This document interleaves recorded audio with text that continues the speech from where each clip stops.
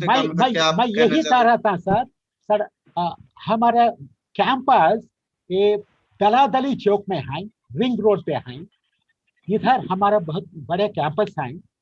ये आसपास इतने गांव हैं। ये गांव वाले को वैक्सीनेशन देने के वास्ते हमारे कैंपस में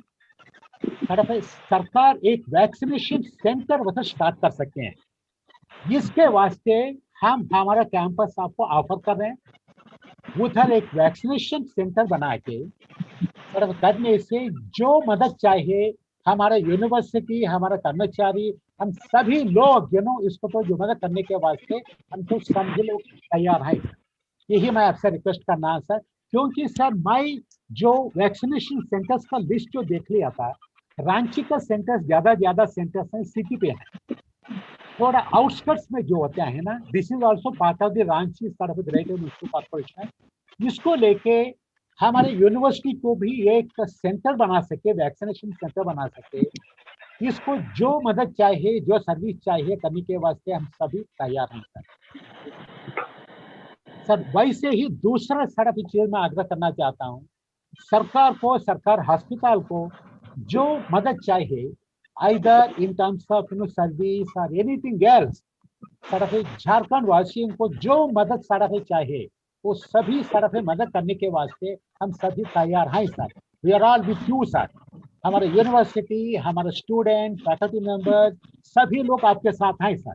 जो चाहिए हमको सड़क इंस्ट्रक्शन दीजिए, हम सभी लोग करने के वास्ते तैयार हैं।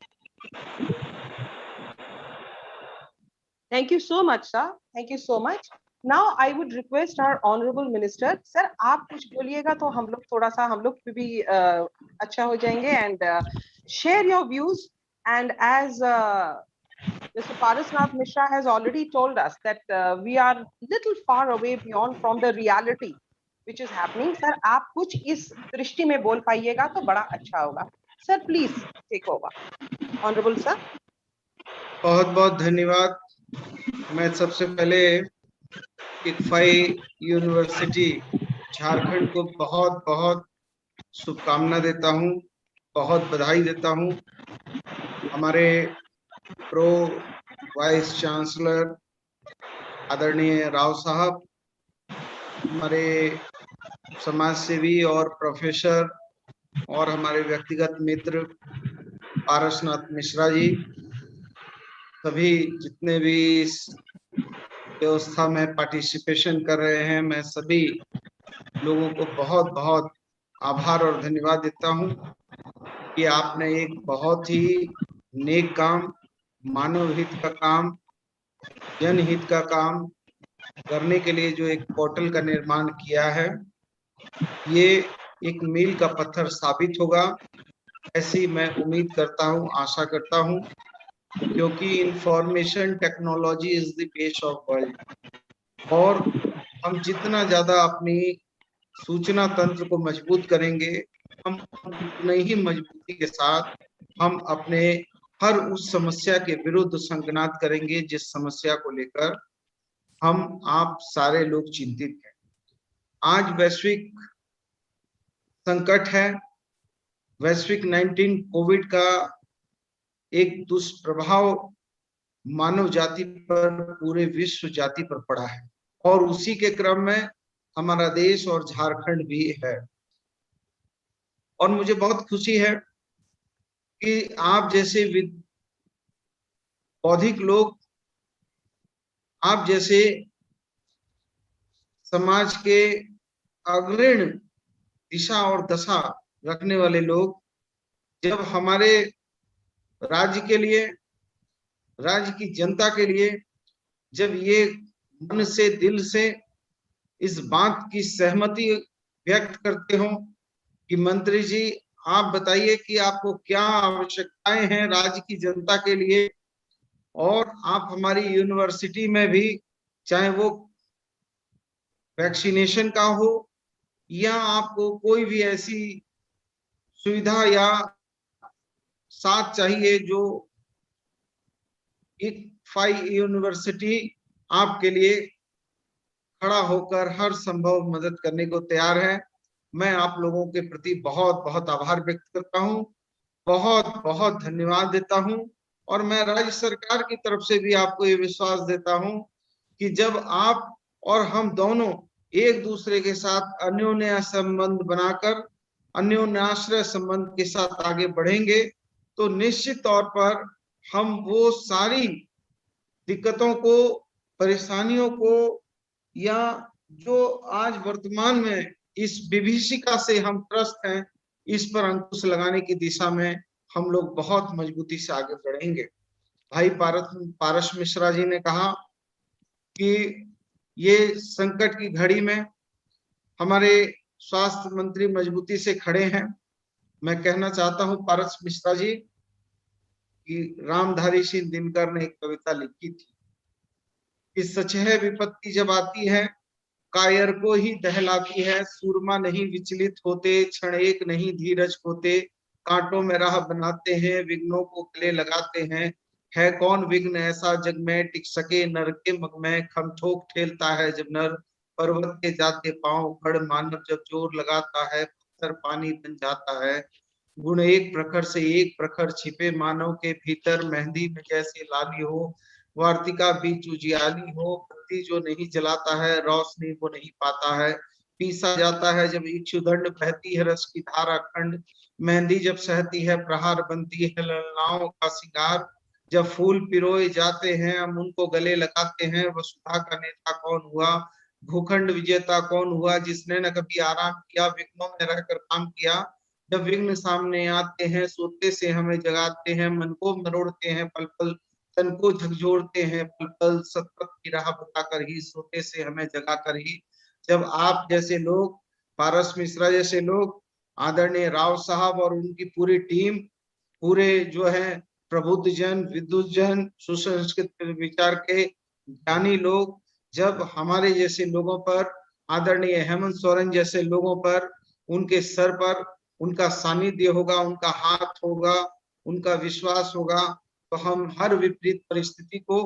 हर विपरीत लक्ष्य को भी भेद कर आगे बढ़ेंगे। हम ये आपको जरूर विश्वास देना चाहते हैं। और ये देखिए, ये एक बहुत बड़ी चीज है कि इस विपदा की घड़ी में जिस तरीके से सारे लोग आगे आ रहे हैं और आगे आकर माँ भारती की रक्षा करने के लिए हम सारे लोग लगे हुए हैं। मैं समझता हूँ कि माँ भारती का एक इतिहास है कि माँ भारती ने हमेशा अपने कोख से वीरों को, सूफियों को, संतों को, महापुरुषों को, विद्वानों को, देशभक्तों को, बुद्धिजीवियों को जन्म देने का काम किया है। और जब कभी भी माँ भारती पर आफत आई है तो हम सभी लोगों ने अपने रक्त की, खून की बूंदों को भी माँ भारती के आंचल में समर्पित करके माँ भारती की रक्षा की है। और आज आज जब ऐसी स्थितियां बन रही हैं कि जब जो है, अभी मैंने देखा, आज से एक सप्ताह पहले की बात बताता हूँ कि एक सप्ताह पहले मैं गया था रिम्स में, वहां देखा कि एक 2.5 साल का बच्चा था जो इस कोविड-19 की विभीषिका का शिकार हुआ, और उसके माँ और पिता ने उस बच्चे के शव को छोड़कर चले जाना बेहतर समझा। ऐसी परिस्थिति में जब माँ 9 महीने कोख में रखकर जन्म देती हो, पिता अपने कंधे में लगाकर बच्चे को जवान करता हो, बच्चे को पालता हो, पोषण करता हो, और पिता के सब को पुत्र अंत्योष्टि नहीं कर पा रहा हो, माँ के सब को बेटा अंत्योष्टि नहीं कर पा रहा हो, बच्चे के सब को माँ बाप अंत्योष्टि नहीं कर पा रहे हैं, वैसी विषम परिस्थिति में भी सरकार बिल्कुल आपके परिवार के सदस्य की भूमिका में हम जो है उसको सबको अंत्योष्टि करते हैं अपने परिवार का हिस्सा जानकर। तो ऐसी विभीषिका से निकलने के लिए हम सारे लोगों को बहुत तन्मयता के साथ, तत्परता के साथ, और मैं बहुत ये इस यूनिवर्सिटी को बहुत बधाई देता हूँ कि आप जिस पोर्टल को आपने बनाने का काम किया है और जिसके विस्तार के लिए आप लगे हैं कि उससे सारे लोगों को इंफॉर्मेशन टेक्नोलॉजी का लाभ हो, घर बैठे हमको ये पता चल जाए कि हमको ब्लड की क्या आवश्यकता है, प्लाज्मा की क्या आवश्यकता है, कहाँ बेड खाली है, कहाँ पर हमको जाना है, कहाँ पर अभी लॉकडाउन खुला है। मैं समझता हूँ कि ये बहुत अच्छी चीज है। और मैं ये जरूर आपसे, चूंकि आप बौद्धिक लोग हैं, आपसे मेरा ये बहुत विनम्र निवेदन होगा कि हम लोग, अभी तो समय नहीं है लेकिन फिर भी चूंकि बातचीत हो रही है इसलिए कहना अनिवार्य है कि हमको पीसीपीएनडीटी एक्ट को भी मजबूत करने की आवश्यकता है, क्योंकि आप बुद्धिजीवी लोग हैं, पढ़े लिखे लोग हैं, बौद्धिक लोग हैं, और ये यूनिवर्सिटी जो है, ये इस यूनिवर्सिटी से नौजवान बच्चे, हमारा जो है युवा शक्ति, राष्ट्र शक्ति युवा शक्ति उभरता है, बनता है और राष्ट्र के लिए समर्पित होता है। तो वहां हमको उसको अवेयरनेस लाने की जरूरत जरूर है। तो पीएससी पीएनडीटी एक्ट ये है कि अभी हम जनगणना को देखते हैं तो देखते हैं कि हमारे बेटे की बनिस्बत बेटियों की संख्या बहुत घट गई है। लोग जो है भ्रूण हत्या बहुत कर रहे हैं और जो है भ्रूण हत्या करने से हमारी बच्चियों की संख्या घट रही है। और हमने दुनिया में बहुत तरक्की कर ली है, हम दुनिया में बहुत तरक्की कर लिए हैं, चांद तक चले गए हैं, लेकिन एक बूंद खून बनाने का काम पूरी दुनिया में कहीं नहीं हो पाया है। लेकिन एक माँ और एक बहन ही होती है। हम सारे लोग जितने भी लोग हैं वो किसी न किसी माँ और बहन के ही कोख से पैदा हुए हैं, और एक माँ और बहन ही है जिसके कोख में पूरा शरीर जो है एक इंसान का जन्म होता है। इसलिए हमको अपनी नारी शक्ति को, मातृ शक्ति को, बहन रूपी शक्ति को बचाने के लिए हमको भ्रूण हत्या जैसी चीजों पर अंकुश लगाने की जरूरत है। इसलिए लोगों में ये अवेयरनेस लाने की जरूरत है कि हम जो है भ्रूण हत्या रोकेंगे। दूसरा मैं निवेदन जरूर करूंगा कि आपके स्कूल के, आपके कॉलेज के बच्चे जब उनको इतना मानसिक रूप से आप विद्युता दीजिए, उनको मानसिक रूप से इतना उनके अंदर शक्ति दीजिए कि वो जब शादी विवाह करने के लिए जाएं तो वो दहेज रूपी दानव को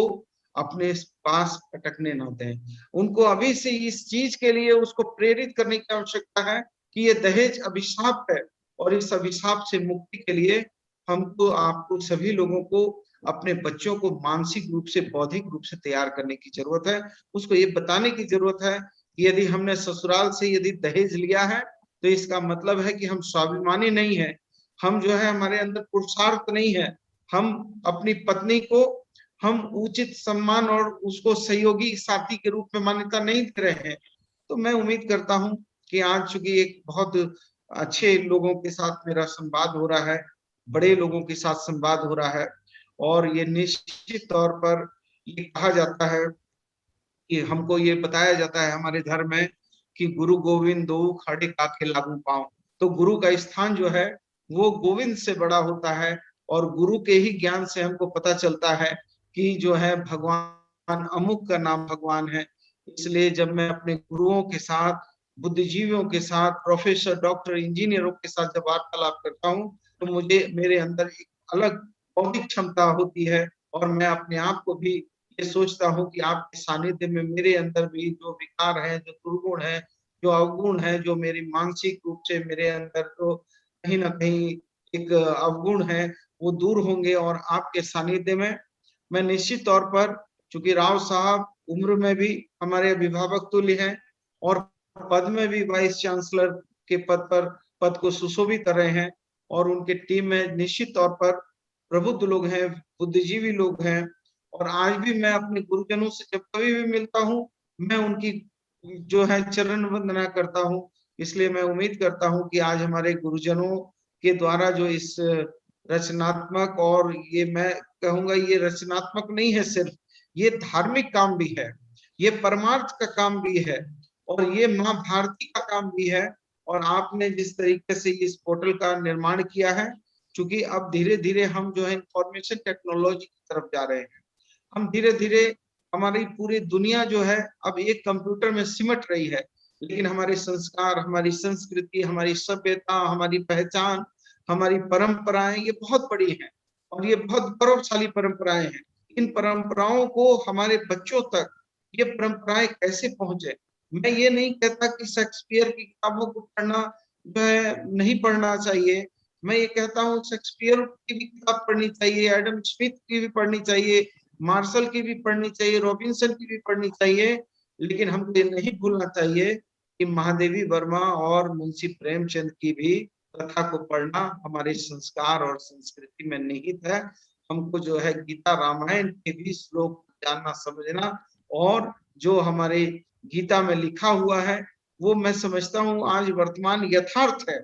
और इसी यथार्थ को मानते हुए हम सब मानवीय दृष्टिकोण में काम कर रहे हैं। मैं पुनः आप लोगों को बहुत बहुत धन्यवाद देता हूँ, बहुत बहुत प्रणाम करता हूँ, बहुत आभार, बहुत शुभकामना देता हूँ, और उम्मीद करता हूँ कि आप और हमारा संवाद जो है वो बीच बीच में बना रहे, क्योंकि संवादहीनता जो है संबंधों को कमजोर करती है, और संवाद जब हमारा जो है चलता है तो संबंध मजबूत होते हैं, और जब संबंध मजबूत होता है तो हम एक दूसरे के सहयोगी साथी होते हैं, और जब एक दूसरे के सहयोगी साथी होते हैं तो वसुधैव कुटुंबकम के सिद्धांत पर चलते हैं, और जब वसुधैव कुटुंबकम के सिद्धांत पर चलते हैं तो माँ भारती के आंचल को मजबूत करने का काम करते हैं। बहुत बहुत धन्यवाद, बहुत बहुत शुक्रिया। सभी लोगों को मेरा बहुत प्रणाम, बहुत सलाम, जोहार, धन्यवाद। बहुत